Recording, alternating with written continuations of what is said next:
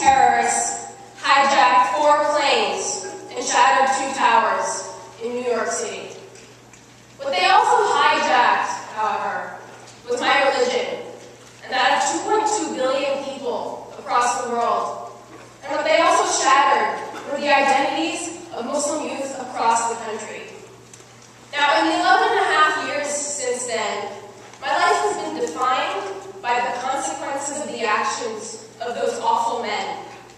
There are no words I can use to explain to you the amount of fear and the amount of awful, terrible sadness experienced by the Muslim community in that time. But I can tell you that I've seen innocent people arrested for no reason other than their demographics. One of my father's friends, for example, was arrested because his wife enjoyed the view off of a bridge and decided to film it. And apparently that was indicative of impending terror. I can tell you that I've heard of friends, family, Muslims across the country harassed, abused, assaulted for no reason other than the color of their skin or the cloth they wore across their head. Most recently, the aggravated assault of a Bengali American man in New York City, but perhaps most brutally, the stabbing 33 times of a 6 months pregnant mother of 2 in Louisiana, the sister of one of my mother's friends. I've seen federal spies infiltrate mosques, creating an atmosphere of fear in a house of worship that was supposed to be a safe haven. To this day, I know people who are afraid to talk about politics in their house of worship for fear of spies being present or the mosque being bugged. I've been spat at while selling Girl Scout cookies, received threatening phone calls in the night at home, askance glances and insults and stereotypes from classmates and teachers. Yes, even here at TJ. Avoided walking in public for fear of attack. Spent nights terrified that my father would be arrested because he had the audacity to be Muslim and proud of it.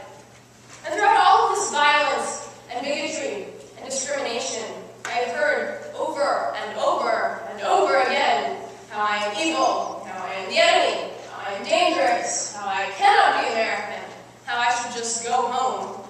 Although I really have no other home to go to, unless you count New Jersey, but I don't think that's what they meant. I've seen my father, an activist like him, vilified and discredited by the bigotry of the few that stifles the voices of millions. And this has left an indelible mark on who I am today. You see, in many ways, Muslim Americans in the post-9/11 era have been forced to live a political life, speaking up against injustice toward their brethren overseas, straddling identities, and bearing the unfair burden of representing their faith to their countrymen. And in this burden arises a crisis of identity. I did not know how to reconcile my faith with my country that glorifies its detractors. How to be American and an America that clearly did not agree that I should be.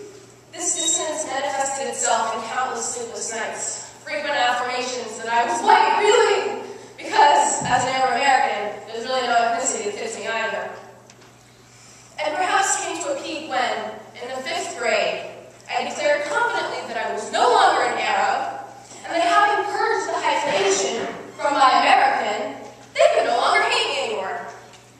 Obviously, it doesn't quite work that way, and identity is not that easy, because my inner conflict never really went away, and the struggle to reconcile what I had known with what I saw every day was still very much alive. So why am I telling you this? Why did I give you a few minutes synopsis of the struggles I've faced in the past 16 years?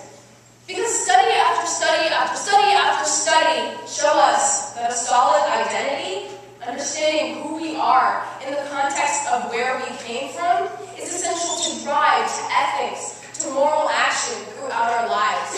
In 1992 and 1993, psychologists Ann Colby and Professor William Damon of Stanford University co-authored a study of 23 so-called moral exemplars, focusing on the integration of their morality into their identity and how central this identity was to their actions. They found that the people whom we value as moral exemplars in our society are not the people who have the most just values, or the most loud voices, or the most strong opinions, but rather those whose identity and sense of self are strongest and most integrated with their beliefs.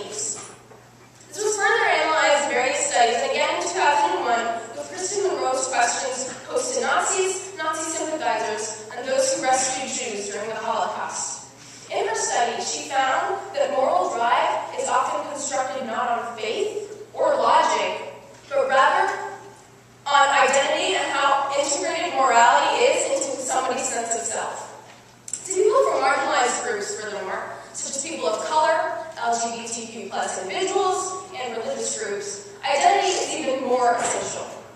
Not only is it beneficial to self-esteem and confidence, but it also allows people from these groups to build for themselves moral action that is relevant to them, thus empowering themselves and their communities. So now, let's go back to the 14-year-old girl whose identity was perhaps the biggest hurdle she had ever faced. It was actually not until the summer after my freshman year, as I spent the summer in Tunisia with my family who had fled the fighting and the revolution in Libya, engaging with my heritage and understanding the struggles of those before me, a process that was active, subtle, and 50 different kinds of important, that I understood what it was to be simultaneously Libyan and American. We were celebrating the victory of Tripoli, the streets reverberating with the ecstasy and wonder, and my uncle told me that this was the first time he had ever seen patriotism touch the hearts of Libyans. The first time he had ever felt such pride himself, and at that moment, I understood, with tears in my eyes, are still in my eyes today, that while that victory was to them a singular one, to me it was dual, an Arab one and an American one, because on that night, I was able to put to rest the crisis of identity that I had faced throughout my life, and to finally accept the hyphenation, whether Libyan or Arab or Muslim, to my American. And from here, I was able to not only identify the issues that I cared about and that were relevant to me, but to also launch myself into causes that address different aspects of who I am and who I understand myself to be. I've worked on political campaigns, as well as been involved in social justice rallies, campaigns, and advocacy programs that encompass anti-racism, feminism, and human rights. So not only did this praxis of identity build my confidence and self-esteem, but it also allowed me to develop the integration of my morality into my sense of self, furthering the sense and making it more concrete. So we can see that like all processes of change, identity is an active one. We must try to understand who we are and where we come from before we can even try to know where we're going. And as science has shown us, identity shapes the moral action that we take into whatever field we pursue. Because once I recognized and accepted the different aspects of where I came from and who I am, as an Arab, as a Libyan, as a woman, as a Muslim, as an American, this confluence was able to guide me into not only working toward what I cared about, but also understanding how and why. And so I will leave you with this. Identity, often eroded and destroyed by bigotry, and the steps that we take to understanding it are essential to moral action and to making the world a better place. Thank you.